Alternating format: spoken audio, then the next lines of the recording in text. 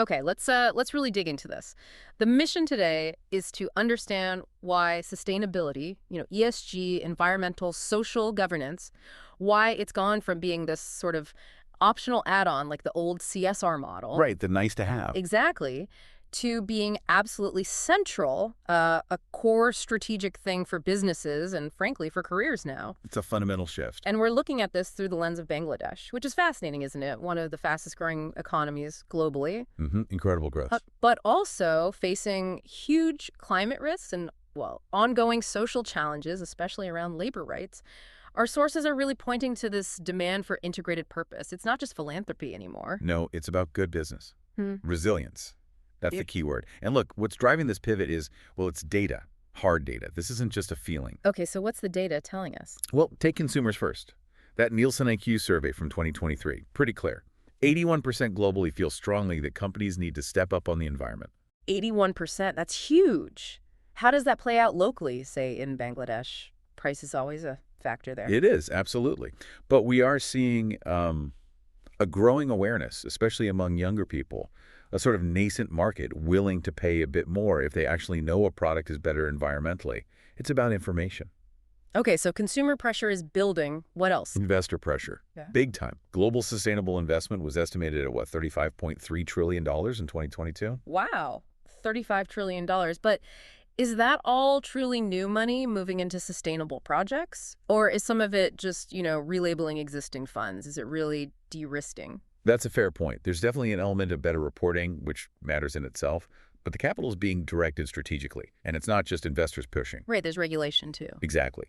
Locally, the Bangladesh Bank's sustainable finance policy, that's been around since 2020. It's quite significant. It basically provides a framework nudging banks to channel funds towards sustainable initiatives.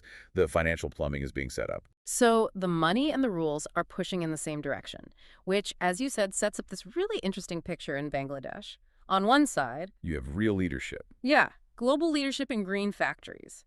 The highest number of LEED-certified factories in the world, according to BGMEA data this year, LEED being that top green building standard. That's impressive capacity. It really is. Shows what's possible. But then the flip side is, this progress is really uneven, isn't it? Completely.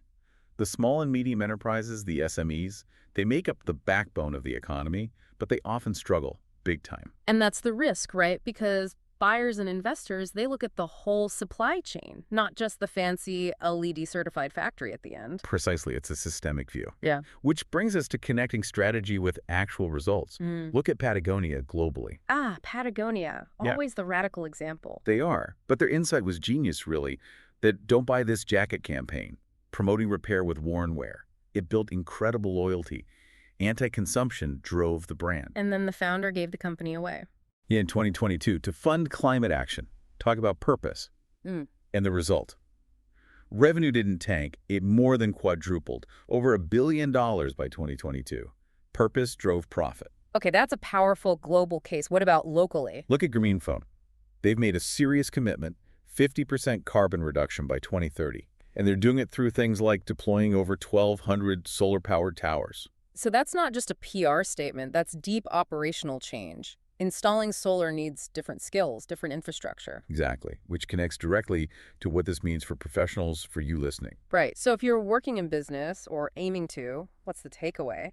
It sounds like a massive opportunity, actually. It is. Companies are actively hiring for ESG roles, sustainability reporting, managing sustainable supply chains. These aren't just side gigs anymore. They're strategic roles, bridging finance, operations, risk. Absolutely. Developing skills here gives you a real competitive edge in the job market. So if you're in a company wanting to start, where do you begin? It sounds overwhelming. The critical first step is what's called a materiality assessment. It sounds technical, but it just means figuring out what really matters for your specific business. Is your biggest impact your biggest risk in energy use, water, labor practices in your supply chain? Focus your resources where it counts most. Exactly. Don't try to boil the ocean. Find your high-impact areas. Okay, makes sense. But there's a big pitfall here, isn't there? The greenwashing issue? Huge pitfall, probably the most damaging mistake you can make. And we have to talk about the supply chain again. That 2024 study on the garment sector, It found large exporters might have the green certificates, right? Mm-hmm. But dig deeper into their subcontractors, the smaller players, and you still find major issues like wage stagnation, poor environmental Is practices. that fragmented approach. Yeah. And it just destroys trust. Ignoring what happens down your supply chain? Oh, Well, the report called it a fatal flaw. a fatal flaw. That's strong language because your reputation is only as strong as that weakest link. Precisely. So zooming out, the future really is about building resilient, purposeful businesses. Mm-hmm. If compliance is the baseline now and greenwashing is fatal, Then the question changes. right, it's not, can we afford to do this? It's, can we afford not to have complete transparency, traceability, especially in those complex supply chains? Losing trust costs far more than investing in doing it right. That's the priority. So the final thought for everyone listening, especially in an export-driven economy like Bangladesh, if your brand's reputation truly hinges on its weakest link, maybe deep in the supply chain, Yeah. what's the one action you should prioritize today to really understand and audit that weakest link? Something to think about.